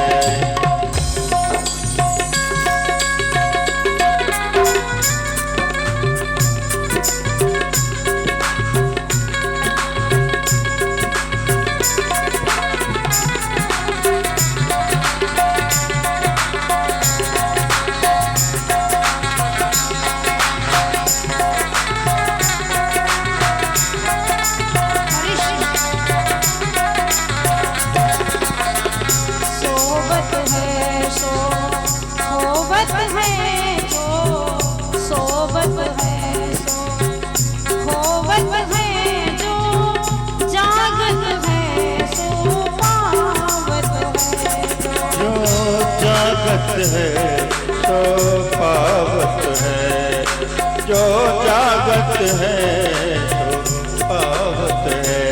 उठ जाग मुसाफिर भोर भई अब रैन कहाँ जो सोबत है।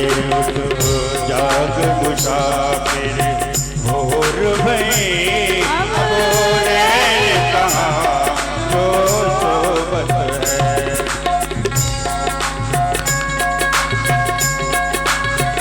श्री राम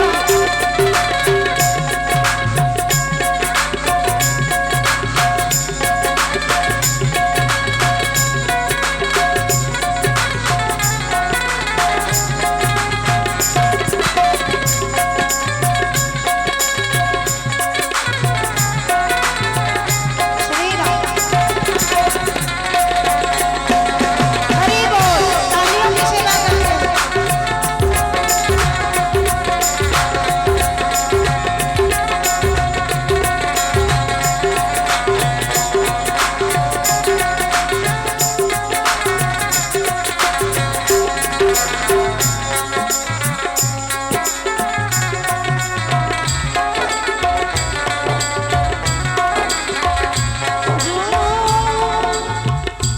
जो काल करे सो आज करे, जो काल करे सो आज करे, जो काल करे सो आज करे, जो आज करे सो अब करे।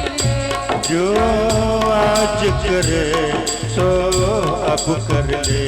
जब चिड़ियों ने चुन खेत लिया, जब चिड़ियों ने चुन खेत लिया, फिर पछताए क्या होगा। जाग मुसाफिर भोर भई रहने कहाँ जो सोबत है, अब रहने कहाँ जो सोबत है।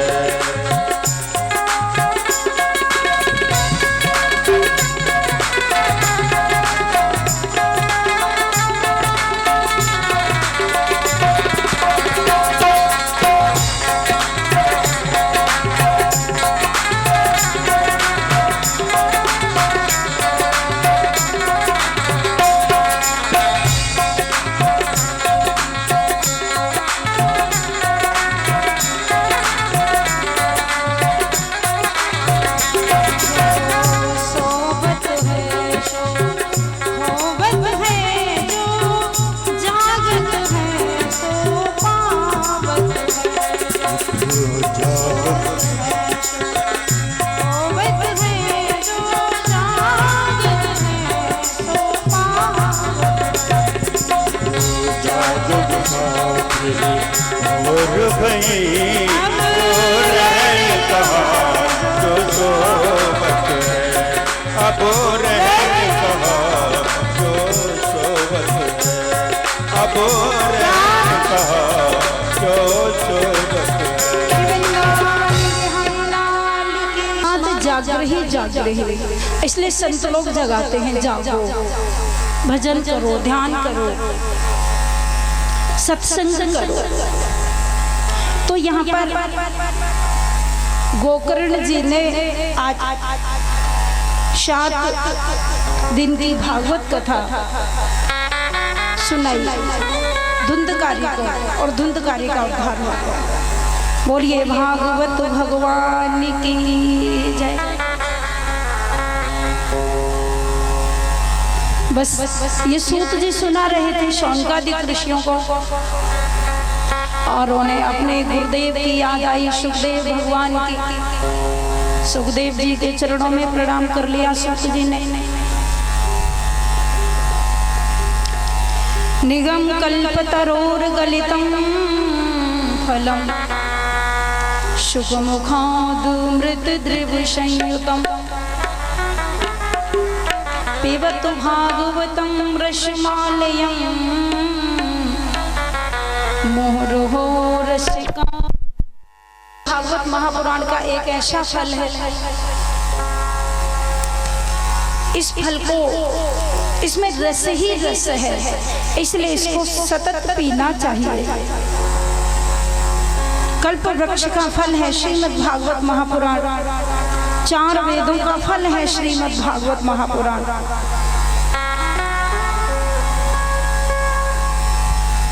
जो 4 वेद हैं वो कल्प वृक्ष हैं, परंतु उस कल्प वृक्ष का जो अमृतमयी फल है वो श्रीमद् भागवत महापुराण है। इसमें न गुठली है न छिलके हैं, इसमें रस ही रस है। इसलिए हे भावुक, हे प्रेमी, भक्तों को यहाँ पर पीने के लिए कहा, तुम इसे पी जाओ। किसी ने पूछा कितना पी लें?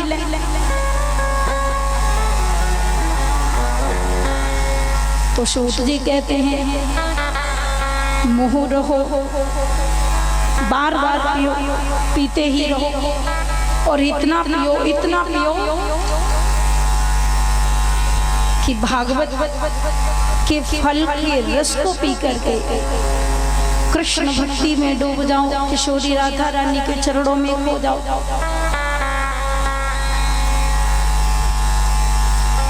तो ये भागवत जी की महिमा के बारे में बताया। सुखदेव भगवान को प्रणाम किया। पूज्य सुखदेव भगवान ने जिस समय देवताओं को, राजा परीक्षित को ये कथा सुना रहे थे सुखदेव जी, उसी समय देवता लोग अमृत का कलश लेकर आ गए और देवताओं ने सुखदेव जी को कहा कि हम लोग अमृत का कलश लेकर आए हैं। राजा परीक्षित को मरने का डर है, 7वें दिन इन्हें तक्षक नाग डस लेगा और इनकी मृत्यु हो जाएगी। परंतु देवताओं ने कहा कि हम लोग अमृत का कलश लेकर आए हैं, आप इस अमृत को परीक्षित को पिला दीजिए और इसके बदले में ये भागवत कथा हमें सुना दीजिए। सुखदेव जी ने मना कर दिया।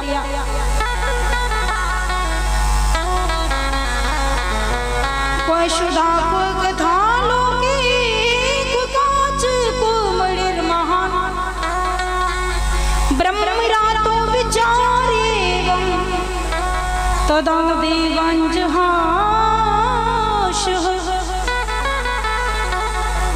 सुखदेव भगवान ने कहा, अरे स्वार्थी देवताओं, तुम क्या कहते हो, मैं तुम्हें अमृत के बदले ये कथा दे दूं?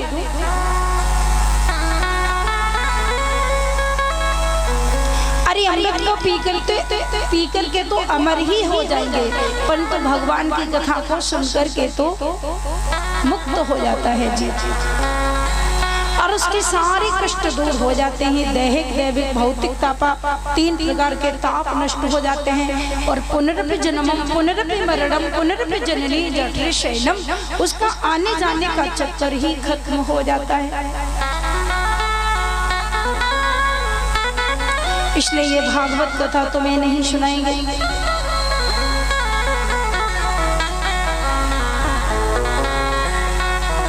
सुखदेव भगवान ने कहा, स्वार्थी देवताओं, यदि ये कथा मैं तुम लोगों को सुना भी देता, परंतु बिल्कुल नहीं सुनाएंगे। क्यों? बोले तुमने भागवत की महिमा को नहीं समझ पाया, तुम भागवत के महत्व को नहीं जानते हो। तुम्हारा तो अमृत कांच के टुकड़े के बराबर है, परंतु ये भागवत कथा तो मणि के बराबर है। कहाँ कांच का टुकड़ा, कहाँ मणि। जिन हरि कथा सुनी नहीं कानो, श्रवण रंध्र भवन समाना।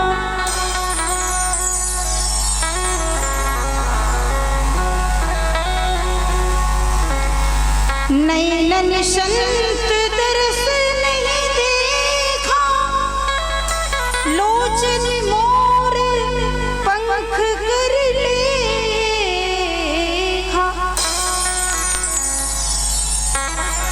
तुलसीदास बाबा ने लिखा है, जिनके कानों ने भगवान की कथा नहीं सुनी, वो तो सांप के बिल के समान है। जैसे सांप घुस जाता है बिल में, उसी प्रकार से कान नहीं, वो बिल है।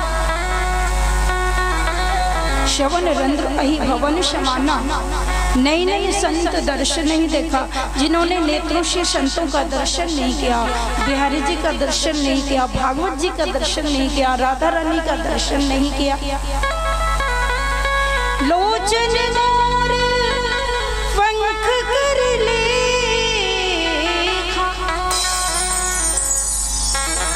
वो आंखें तो मोर पंख के समान है, जिन्होंने भगवान का संतों का दर्शन नहीं किया।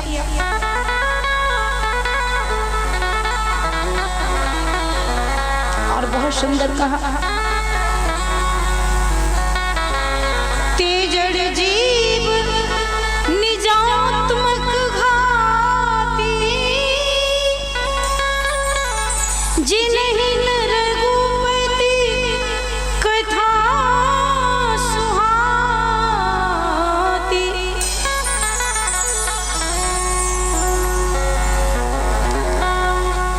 जिन्होंने इस कथा के सार को नहीं जाना।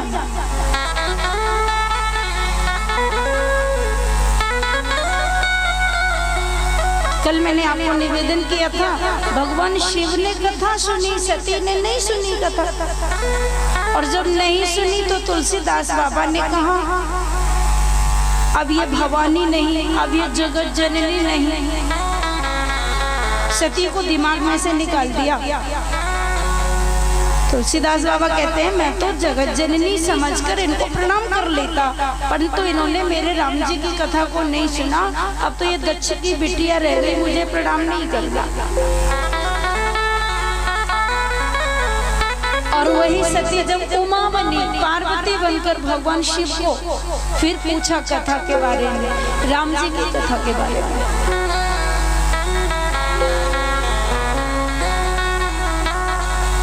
और फिर इतना सुंदर पूछा, इतना सुंदर कि शिव जी को जवाब देते नहीं बना।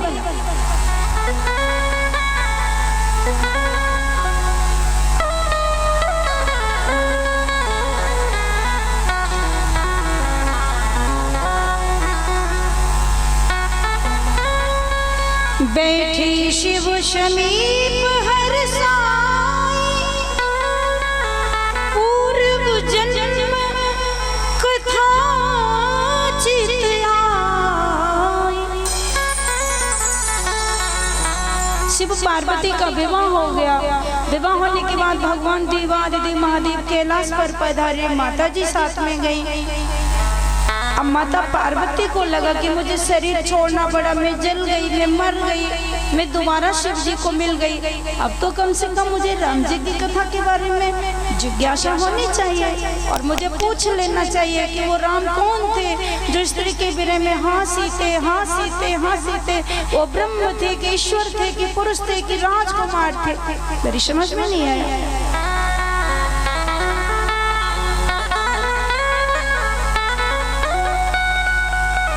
आज वही उमा शिव जी से प्रश्न करती हैं,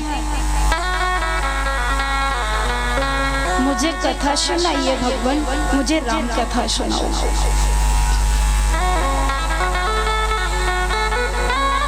भगवान शिव ने कहा, क्या करोगी कथा सुन करके?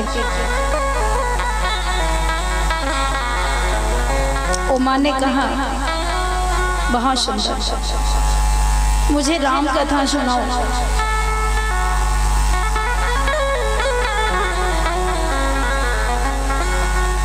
और ऐसी कथा सुनाओ संसार का कल्याण हो जाए।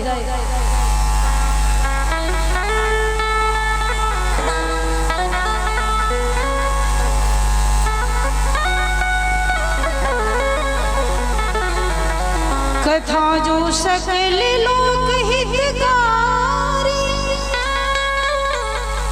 सोई पूछन चाह शैल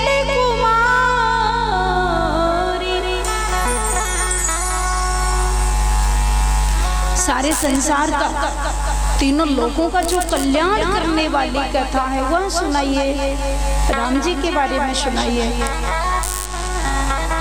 जिससे सारे संसार का कल्याण होगा।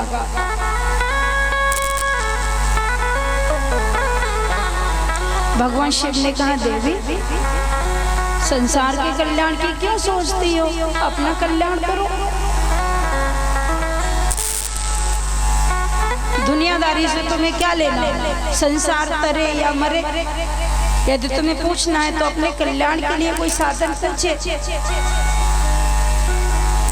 माता पार्वती कहती है नहीं नहीं, जो सारे संसार का कल्याण करने वाली है, सारे लोगों का कल्याण करने वाली है, वह कथा मुझे सुनाइए। तो भगवान शिव ने कहा कि तुम्हें दुनिया के कल्याण की क्या पड़ी है, तुम अपना कल्याण करो ना। पार्वती जी ने बहुत सुंदर जवाब दिया, हे नाथ, हे परमेश्वर, हे प्राणनाथ,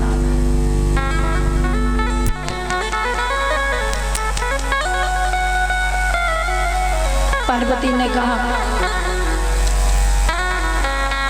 यदि आप मेरे ही नाथ होते तो मैं अपना कल्याण करने के लिए आपसे कथा पूछ लेती, लेकिन आप मेरे ही नाथ नहीं हैं,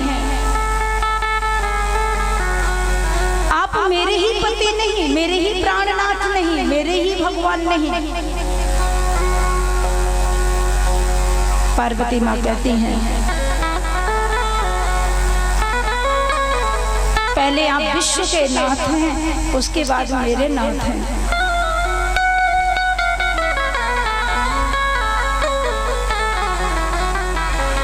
विश्वनाथ ममनाथ पुरारी।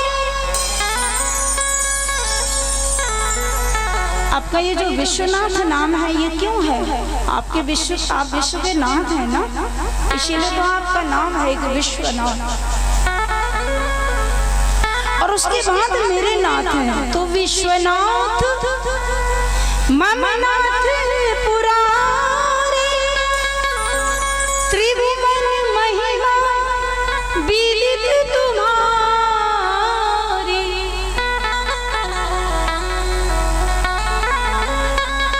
आप मात्र मेरे ही नाथ नहीं, विश्व के नाथ हैं, पूरे संसार के नाथ हैं। इसलिए यदि आप विश्व के नाथ हैं तो जो विश्व का कल्याण करने वाली है ऐसी कथा सुनाइए।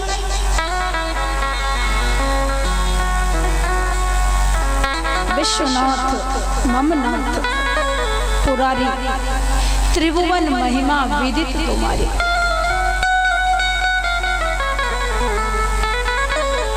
और जब पार्वती जी के अंदर ये भावना आई कि आप विश्व के कल्याण के लिए कथा सुनाइए, तो शिव जी को बहुत अच्छा लगा। देवाधिदेव महादेव भगवान शिव इतने प्रसन्न हुए, इतने प्रसन्न हुए कि पार्वती को धन्यवाद दे दिया, धन्य है, धन्य है। और एक बार धन्यवाद नहीं दिया, कई बार धन्यवाद दिया।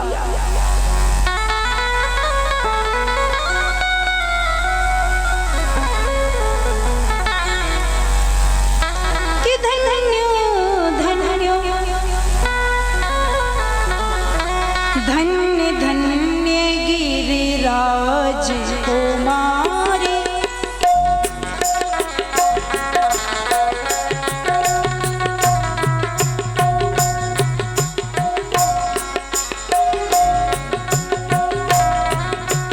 धन्य धन्य गिरिराज कुमारी, तुम समान नहीं को उपकारी।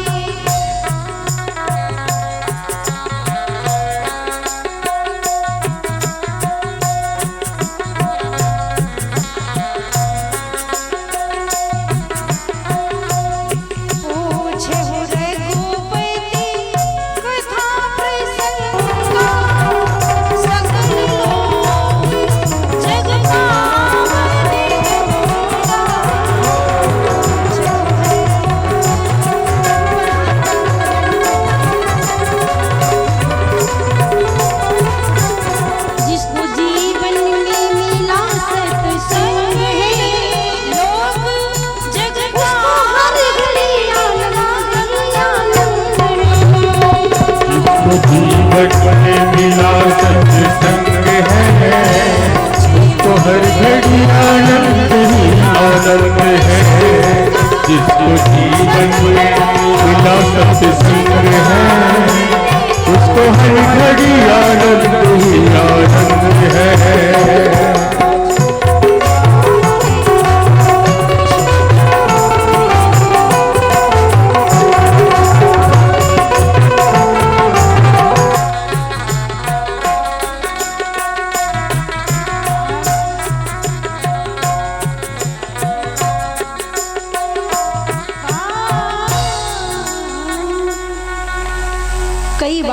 दुआ दिया शिव जी ने।